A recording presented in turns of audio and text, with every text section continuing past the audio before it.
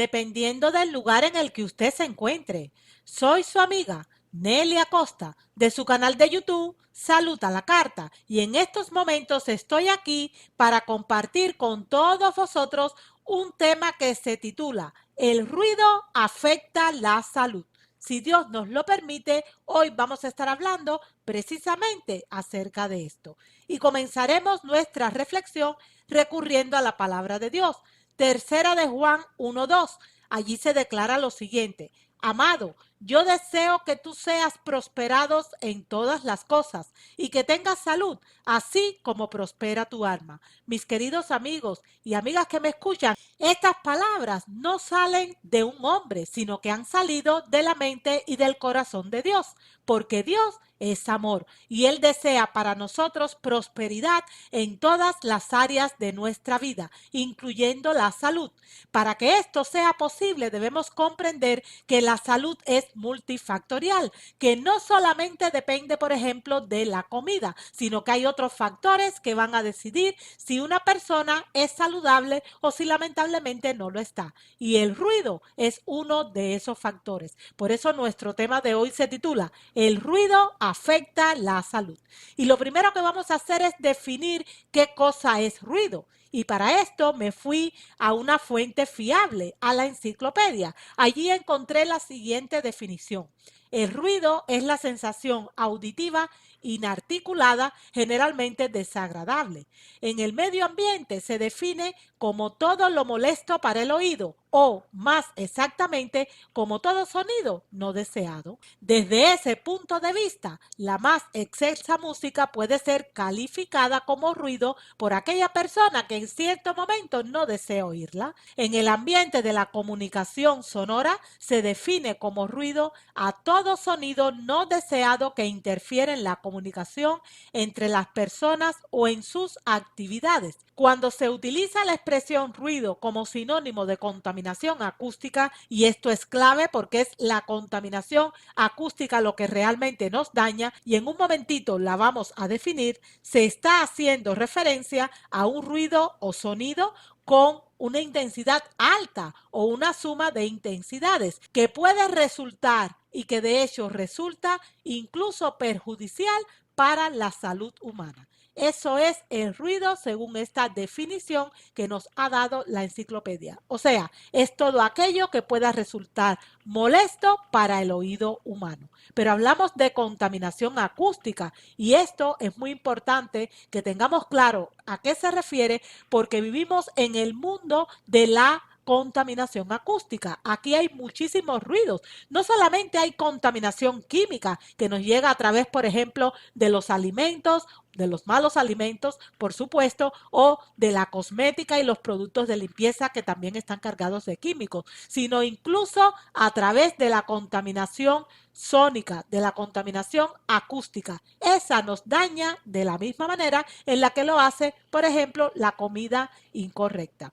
Se llama contaminación acústica, según la misma fuente, la enciclopedia, contaminación sónica o contaminación sonora al exceso de sonido que altera las condiciones normales del ambiente en una determinada zona. Si bien el ruido no se acumula, traslada o perdura en el tiempo, como las otras contaminaciones, también puede causar grandes daños en la calidad de vida de las personas si no se controla bien o adecuadamente. El término contaminación acústica nos explica además, hace referencia al ruido entendido como sonido excesivo y molesto provocado por las actividades humanas, por ejemplo, por el tráfico, por las industrias, por los locales de ocio como las discotecas, por los aviones, por los barcos, entre otros, que produce efectos negativos sobre la salud auditiva, física y mental de los seres humanos. Nos dice además esta fuente, este término, o sea, contaminación acústica, de eso estamos hablando, está estrechamente relacionado con el ruido debido a que ésta se da cuando el ruido es considerado como un contaminante. Escúchenlo bien, el ruido puede llegar a ser un contaminante medioambiental, es decir, un sonido molesto que puede producir efectos nocivos fisiológicos y psicológicos para una persona o grupo de personas. Las principales causas de la contaminación acústica son aquellas relacionadas con las actividades humanas como el transporte, ya lo hemos mencionado, la construcción de edificios, obras públicas y las industrias, entre otras. Pero también puede ser, por ejemplo, mirar la televisión con un volumen súper alto, ponerse los auriculares todo el tiempo en el oído con una música estridente, todo eso se puede considerar contaminación acústica y daña la salud humana. Se ha dicho, concluye esta fuente, por organismos internacionales que se corre el riesgo de una disminución importante en la capacidad auditiva, así como la posibilidad de trastornos que van desde lo psicológico, paranoia, perversión, etcétera, hasta lo fisiológico por la excesiva exposición a la contaminación sónica. Un informe incluso de la Organización Mundial de la Salud considera los 70 decibeles, y estos datos son importantísimos para nosotros saber si estamos o no expuestos a una contaminación acústica que también nos puede enfermar, como el límite superior deseable. En España, y hablo mucho de España porque aunque ahora vivo en los Estados Unidos, vengo de allá, se establece como nivel de confort acústico los 55 decibeles. Decibeles es la unidad de medida del ruido.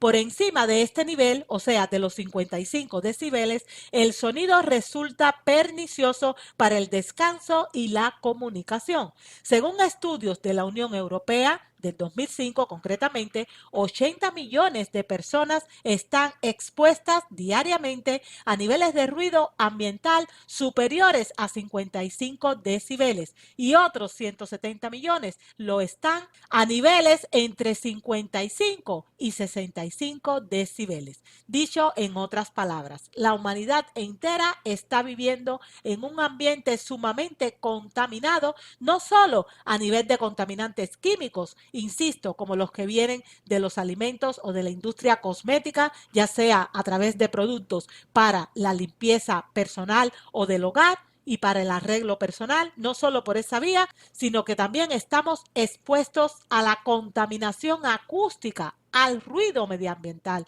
al ruido que crean los seres humanos con sus actividades diarias. Y ese ruido resulta sumamente perjudicial. Mis queridos amigos y amigas que me escuchan, este tipo de información es muy importante conocerla, insisto, porque erróneamente hemos creído que la salud depende únicamente de si como bien o como mal. Y eso es un craso error. La salud es multifactorial y el ruido es uno de los elementos que a día de hoy están afectando con muchísima fuerza la salud de la población mundial.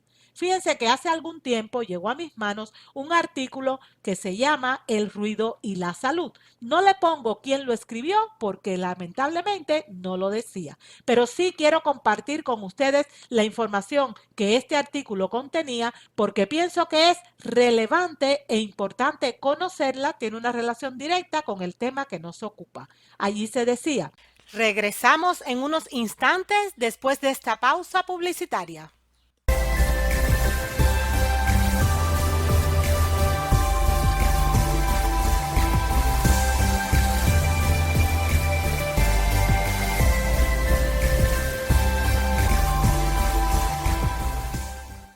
El exceso de ruido tiene graves repercusiones fisiológicas, alteran el ritmo cardíaco y respiratorio. Físicas, disminuyen la capacidad auditiva, y sociales, porque crea falta de intimidad, desconcentración en el trabajo, etcétera, etcétera, etcétera. Y refiriéndose a la desconcentración en el trabajo, eso es algo que a mí me pasa muchísimo. Estoy acostumbrada a un ambiente de mucho silencio. Vivo en una zona en la que hay muchísimo silencio. Realmente creo que no podría vivir en una zona que no tuviera los niveles de silencio que hay donde yo estoy.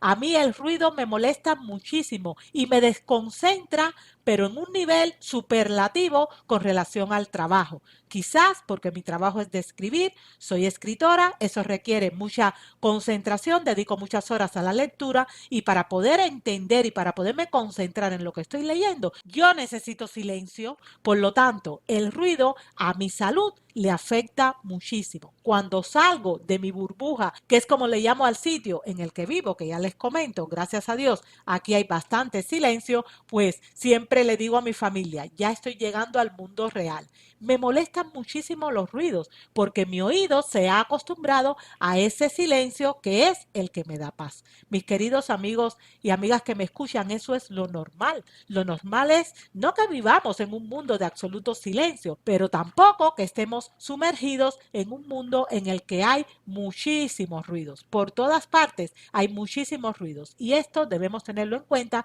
para minimizar hasta donde sea posible esos ruidos dañinos a los cuales estamos expuestos. Dice este artículo: hoy en día en España los problemas de sordera se detectan en individuos entre 30 y 45 años, cuando no hace mucho tiempo esas afecciones no eran habituales hasta los 60 años. O sea, hoy las personas tienen problemas de sordera mucho más jóvenes que antiguamente. ¿Por qué? Pues porque estamos sometidos a una contaminación acústica que no era la que existía en la época de nuestros abuelos y de nuestros bisabuelos. Dice además: la Organización Mundial de la Salud, la OMS, ha identificado los principales riesgos para la salud del ruido. Por ejemplo, el dolor y fatiga auditiva, pérdida auditiva, incluida la sordera, molestias, interferencias con el comportamiento social, o sea, agresividad, protesta, impotencia.